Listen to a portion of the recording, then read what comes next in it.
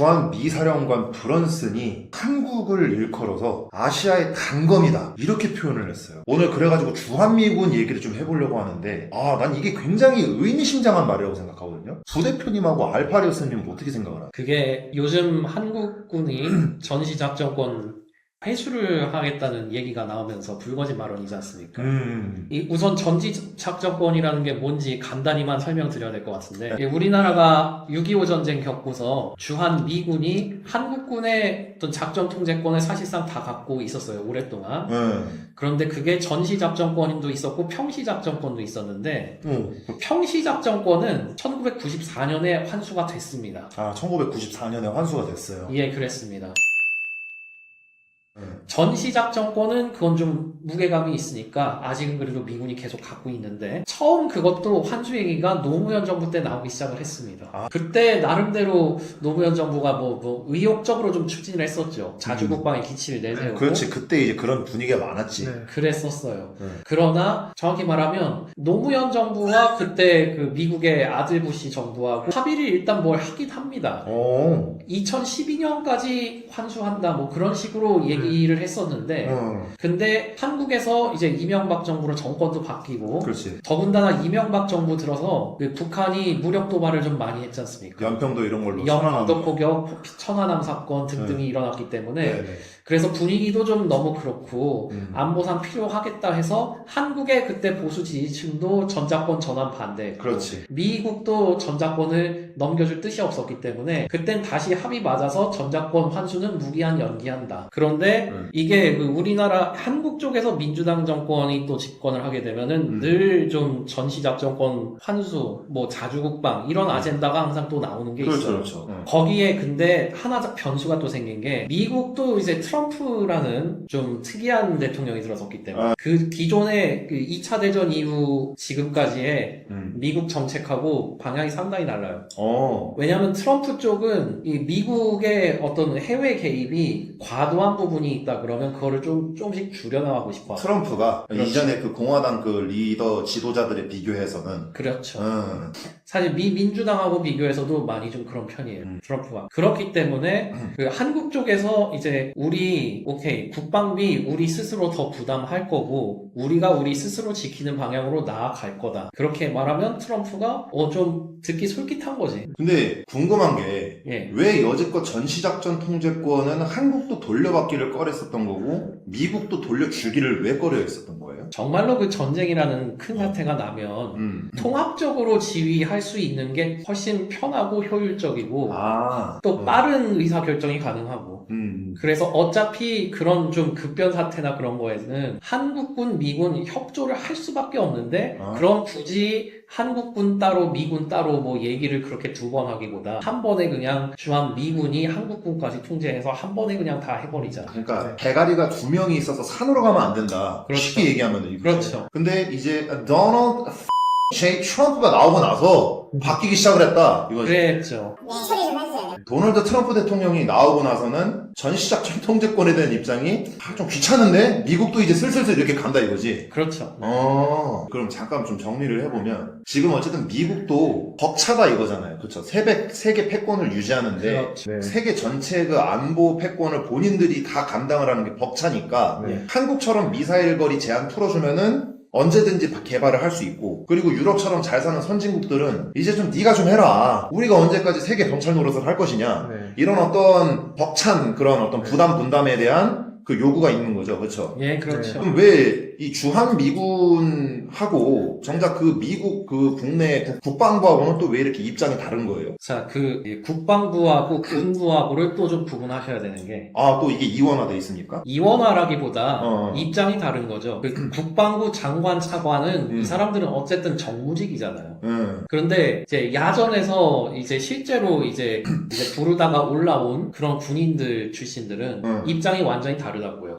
지금 국방부 장관 헤그세스가 네. 야전에서 구르다 온 사람은 아니에요, 그러면? 네. 군대를 갔다 온 적은 있는데 네. 그러고 나서 그 폭스뉴스나 뭐 이런 데서 논객 좀 하다가 좀 정무적으로 발탁된 사람에 가까워요. 아, 그러니까 실전에 녹익은 사람이 아니라 예. 이제 군대를 갔다 오기는 했지만 네. 정무적인 감각이 조금 더 훌륭한 사람이다. 그리고 또 하나 특명 꼭 이건 말씀드려야 되는데 오늘 계속해서 이 사람 이름 나올 거예요. 네. 그 엘브리지 콜비. 엘브리지 콜비. 예, 엘브리지 콜비가 네. 사실 제가 볼 때는 헥세스보다 훨씬 더 실세예요. 실세. 네, 실세 차관. 콜비가 사실상 지금 트럼프 2기의 미국의 대전략을 다 짜는 사람이고, 그리고 어느 정도 콜비 말대로 실천을 또 하려고 노력 중이고, 물론 100% 되지는 못하고 있고, 그 콜비 말대로 안 된 거는 이제 이란전 같은 경우라고 할 수 있겠고. 그런데 이 브런슨 사령관은 콜비 입장이나 이 헥세스 입장하고는 굉장히 다르다고요.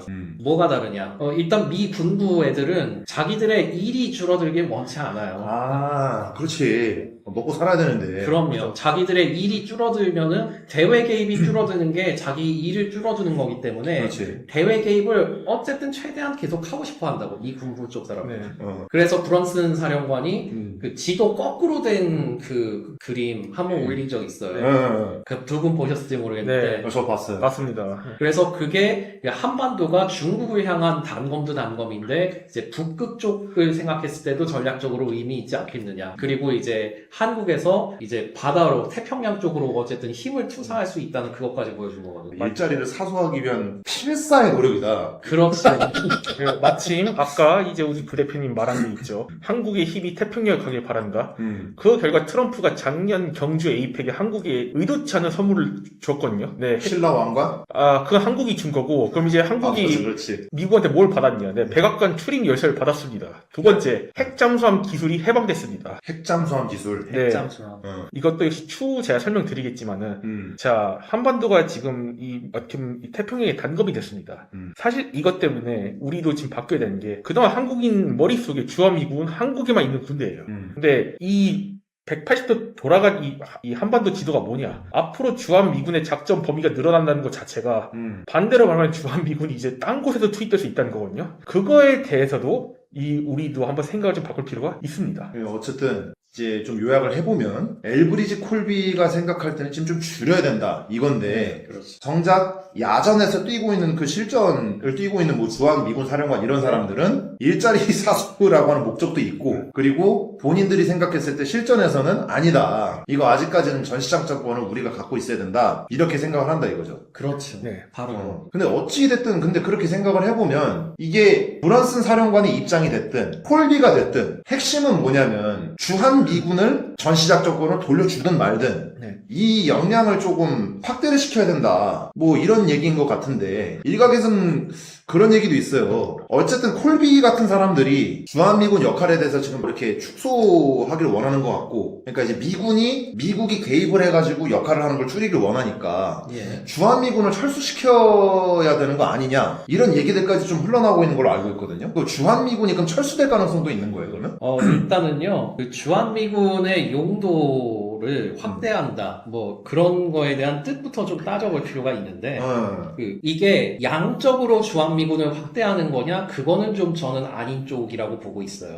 어느 쪽이 됐든. 정말로 미국이 한반도에서까지도 좀 물러나는 편이 됐든, 아니면 미군의 전략적 유연성을 확대해서 좀 한국만 북한으로부터 지킨 게 아니라 딴 용도로도 쓰게 됐든 간에, 그게 주한미군을 지금 규모에서 양적으로 확대하는 뜻은 아니다 이거예요. 아, 주한미군 자체를 양적으로 확대하는 건 아닌데 네. 그러면 전략적 차원에서 확대를 하겠다 이 뜻인 거예요? 맞아요. 확대를 하게 된다면 그걸로만 하겠다. 그런데 그 전략적인 것에서도 확대할 거냐? 그냥 질적으로도 주한미군의 그걸 줄이느냐? 그거는 좀 논쟁이 있다 이거예요. 네, 사실을 말씀드리면은 네. 이미 우린 주한미군의 사드가 이미 사실 이란으로 이제 투입됐고 안타깝게도 아직까지도 사드는 한반도에 돌아오지 못하고 있습니다. 뭐 다 써서 안 돌아오는지 못하는지 전 모르겠습니다만 즉 앞으로 확실한 건 이 주한미군 자체가 단순히 한반도를 지키기 위한 군대라기보다는 미군이 작전 투입을 하기 위해서 전 세계에다 뿌릴 수 있는 그 부대 중 하나로 지금 갈 가능성이 매우 높습니다. 사실 한국 입장에서는 야 핵잠수함이나 선물을 우리가 받았잖아요. 뭐 각종 무기 제한 해제가 됐잖아요. 이게 반대로 말하면은 이제 우리도 니들 옛날처럼 100% 지킨 게 벅차니까 니들 잘 할 수 있잖아 친구야. 이제 형은 니 믿는다. 네, 이렇게도 해석할 여지가 많거든요. 대표적으로 그 혹시 여러분 그 작년 미국 워게임 보고서 봤습니까? 워게임이요? 네. 자, 난 왕좌의 게임밖에 몰라. 여러분 슬프지만은 작년에 미군의 이 군함 생산 톤수는 3만 톤이에요. 3만 톤.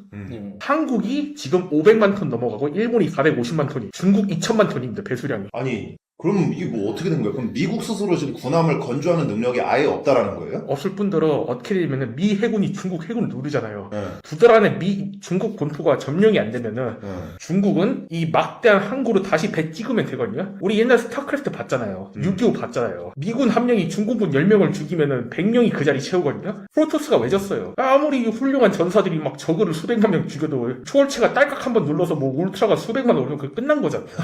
그러니까 군 보급이 안 되는 상태에서 아무리 하나만 좋아하는 거 생산이 안 되는 상태에서 하나의 병사만 좋아봐야 뭐 하느냐 이거잖아요. 미국은 지금 배럭이 2개 있는 상태고 중국은 해처리가 100개 있습니다. 해처리가 100개. 그 결과 이런 미군이 얻은 결론은 이제 전 세계 딴 쪽에 전선들 빵꾸 나면 이제 주한미군, 주일미군 꺼내다 써야 되거든요.